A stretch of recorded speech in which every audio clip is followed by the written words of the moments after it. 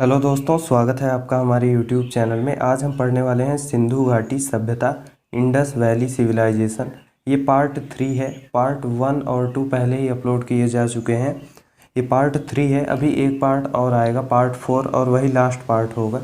तो अभी अगर आपने इसके और पार्ट्स नहीं देखे हैं तो डिस्क्रिप्शन में लिंक मिल जाएगा, वहाँ से आप देख सकते हैं।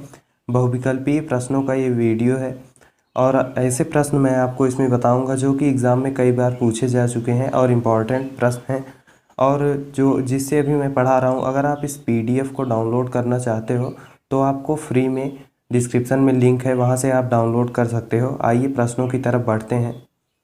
यहाँ पर हमारा 41वां प्रश्न है। प्रश्न 40 तक हमने पार्ट 1 और पार्ट 2 में कंप्लीट कर लिए हैं। 41वां प्रश्न है, हड़प्पा में एक उन्नत जल प्रबंधन प्रणाली का पता चलता है। तो हड़प्पा में उन्नत जल प्रबंधन प्रणाली का पता सबसे अधिक उन्नत जहाँ पर था वो था धौलावीरा में, क्योंकि धौलावीरा में जल प्रणाली, जो जल निकासी की व्यवस्था थी, बहुत अच्छी थी। वहाँ की जो नालियाँ थी, एक विशेषता है वहाँ की कि वहाँ की जो नालियाँ थी वो लकड़ी की बनी हुई होती थी। आगे बढ़ते हैं। हड़प्पा के मिट्टी के बर्तनों पर सामान्यतः किस रंग का उपयोग हुआ था? तो वो था लाल रंग का। तो हड़प्पा के मिट्टी के बर्तनों पर सामान्यतः लाल रंग का प्रयोग हुआ था। आगे बढ़ते हैं। सिंधु सभ्यता निम्नलिखित में से किस युग में पड़ता है? तो सिंधु सभ्यता आद्य ऐतिहासिक सभ्यता है। आद्य ऐतिहासिक सभ्यता क्या होती है कि जिस सभ्यता में लिखित साक्ष्य मिले हैं हमको, लेकिन अभी तक उन्हें पढ़ा नहीं जा सका है, तो उसे आद्य ऐतिहासिक कहते हैं। ऐतिहासिक किसे कहते हैं? तो ऐतिहासिक उस सभ्यता को कहते हैं जिसकी हमें लिखित जानकारी मिली है और उन्हें पढ़ा भी जा सका है। और प्रागैतिहासिक उसे कहते हैं जिनकी लिखित जानकारी नहीं मिली है, और उन्हें जब लिखित जानकारी मिली ही नहीं है तो पढ़ा कहाँ से जाएगा, तो उसे प्रागैतिहासिक काल कहते हैं। चलिए अगले प्रश्न की तरफ बढ़ते हैं। सिंधु घाटी सभ्यता की विकसित अवस्था में निम्नलिखित में से किस स्थल में के घरों में कुएं के अवशेष मिले हैं? तो मोहनजोदड़ो में मिले हैं। मोहनजोदड़ो में कुएं के अवशेष भी मिले हैं, तथा मोहनजोदड़ो की जो जल निकासी प्रणाली थी वह बहुत अद्भुत थी। लगभग हर घरों में स्नानागार बने होते थे। घरों का पानी बहकर सड़क तक आता था, उसके बाद फिर नालियों से मिल जाता था। नालियाँ ईंटों से बनी हुई थी, तथा जो पत्थर की सिल्लियाँ होती हैं, पत्थर की सिल्लियों से नालियाँ ढकी हुई भी होती हैं। आगे बढ़ते हैं। सिंधु घाटी सभ्यता को खोज निकालने में जिन दो भारतीयों का नाम जुड़ा है, तो सिंधु घाटी सभ्यता को दयाराम साहनी एवं राखलदास बनर्जी ने खोजा था। जो दयाराम साहनी हैं उन्होंने हड़प्पा को, तथा राखलदास बनर्जी ने मोहनजोदड़ो को खोजा था, जो कि सिंधु घाटी सभ्यता के मुख्य शहर थे। आगे बढ़ते हैं। रंगपुर जहां हड़प्पा कालीन सभ्यता थी है, मतलब इस वक्त वो वर्तमान में कहाँ पर है? तो वो सौराष्ट्र में है। सौराष्ट्र कहाँ है? तो सौराष्ट्र भारत के गुजरात प्रांत का एक उपक्षेत्र है, जो ज़्यादातर इस समय अर्धमरुस्थलीय है। आगे बढ़ते हैं। हड़प्पा एवं मोहनजोदड़ो की पुरातात्विक खुदाई के प्रभारी थे। तो हड़प्पा और मोहनजोदड़ो की पुरातात्विक खुदाई के प्रभारी सर जॉन मार्शल थे। सर जॉन मार्शल 1902 से लेकर के 1928 तक 1902 से 1928 तक भारतीय पुरातत्व विभाग के महानिदेशक थे। आगे बढ़ते हैं।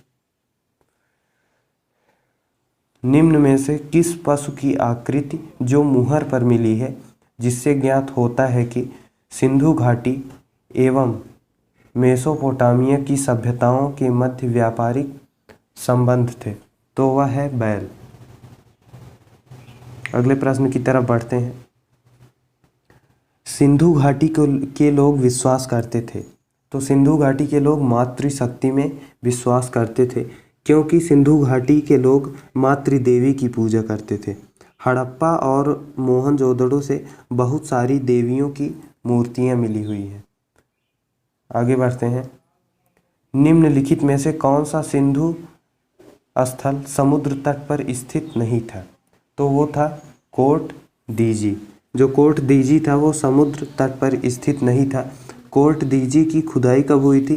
तो कोट दीजी की खुदाई 1955 ईस्वी में हुई थी। 1955 ईस्वी में कोट दीजी की खुदाई की गई थी।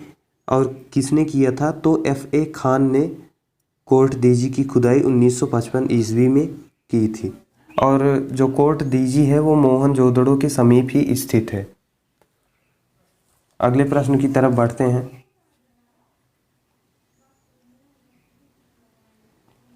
निम्नलिखित में से कौन मोहनजोदड़ो की सबसे बड़ी इमारत मानी जाती है? तो जो मोहनजोदड़ो की सबसे बड़ी इमारत है वह है विशाल अन्नागार या धान्य कोठार, जहाँ पर अन्न को रखा जाता है। तो जो मोहनजोदड़ो का जो अन्नागार था वह 45.72 मीटर लंबा था और 22.86 मीटर चौड़ा था, जो कि वहाँ का सबसे बड़ा भवन था। आगे बढ़ते हैं। हड़प्पा कालीन लोगों ने नगरों में घरों के विन्यास के लिए कौन सी पद्धति अपनाई थी? तो वो थी ग्रिड पद्धति। ग्रिड पद्धति क्या होता है? जैसे यहाँ पर इस तरह की सड़कें होती हैं। सड़कें जो होती हैं वो एकदम सीधी रेखा की तरह रहती हैं और जो सड़कें होती हैं वो एक दूसरे को समकोण पर काटती हैं और इसके जो जगह यहाँ पर बचती है यहाँ पर घर बनाए जाते हैं और हर सड़कें 90 अंश के कोण पर एक दूसरे को काटती हैं समकोण पर। तो इसी को ग्रिड पद्धति बोला जाता है। तो हड़प्पा कालीन नगरों में यही ग्रिड पद्धति अपनाई गई थी। अगले प्रश्न की तरफ बढ़ते हैं। सूची 1 को सूची 2 से सुमेलित कीजिए। सूची 1 प्राचीन स्थल है, सूची 2 पुरातत्वीय अवशेष है। मतलब किस प्राचीन स्थल से क्या क्या प्राप्त हुए हैं? तो लोथल से गोदीबाड़ा एक प्राप्त हुआ है जिसको बंदरगाह बोलते हैं, गोदीबाड़ा, पत्तन। कालीबंगा से क्या प्राप्त हुआ है? तो कालीबंगा से जुते हुए खेत के साक्ष्य प्राप्त हुए हैं।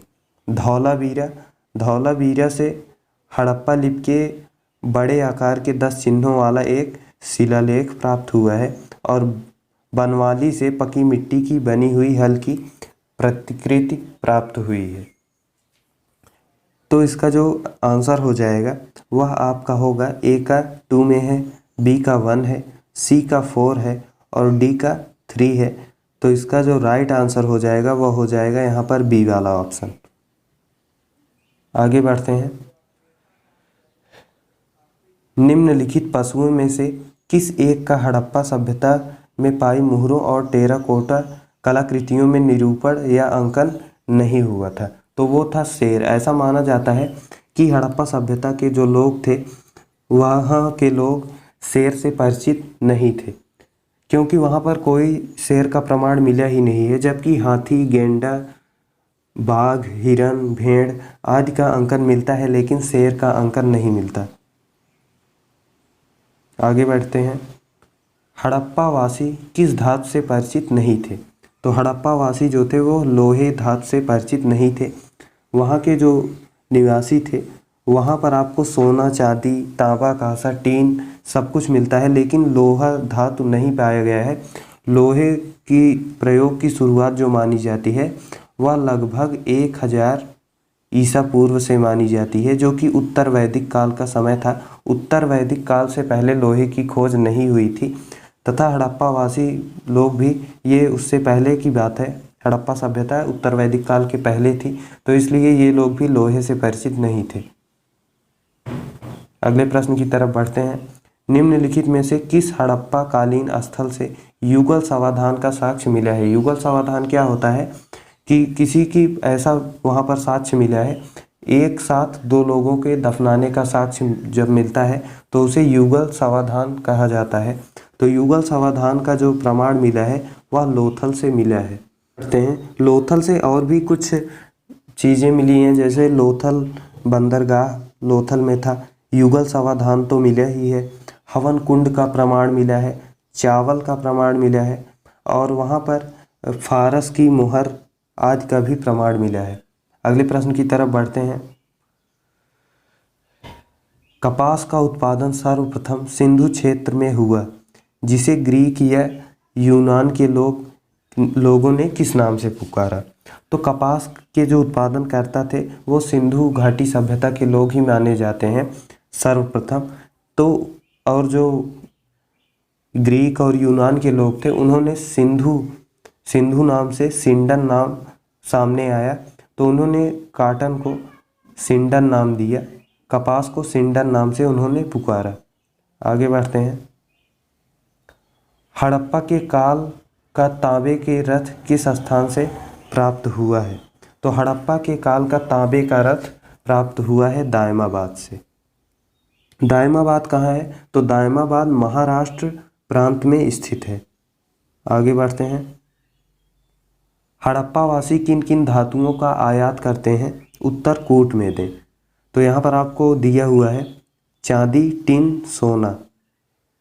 किन किन वस्तुओं का आयात करते थे? तो वो लोग चांदी का भी आयात करते थे। चांदी का आयात वो लोग ईरान से और अफ़गानिस्तान से करते थे।